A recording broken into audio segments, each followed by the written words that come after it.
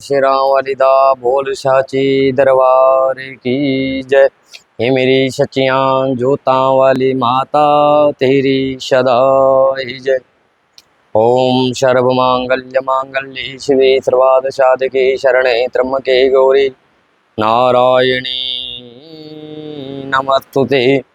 या देवी सर्वभूतेषु बुद्धिरूपेण संस्थिता नमस्तस्यै नमस्तस्यै नमस्तस्यै नमो नमः।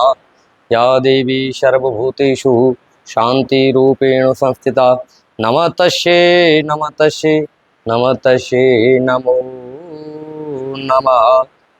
जयकारा माँ श्री राम वालिदा बोल साची दरबार की। सभी भक्तों को अश्विनी नवरात्रि की हार्दिक बधाई शुभकामनाएं। बहुत बहुत शुभकामनाएं।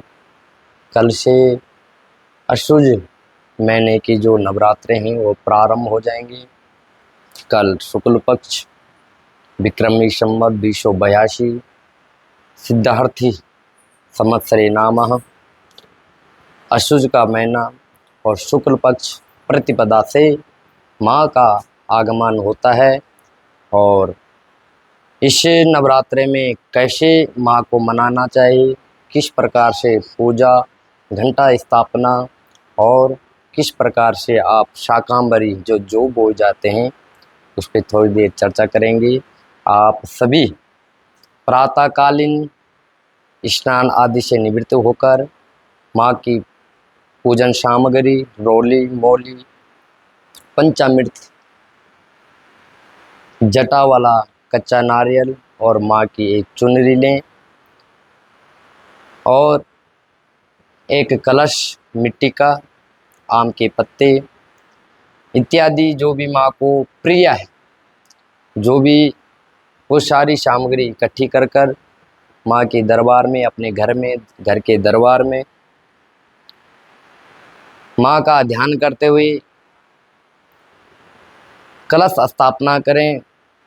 कलश में जल से भरकर और उसमें एक सिक्का, चावल, दुर्वा, फूल और आम्रपत्र, एक टहनी आम की उस कलश में लगाएं और जटा वाला जो नारियल है उसको स्थापित करें।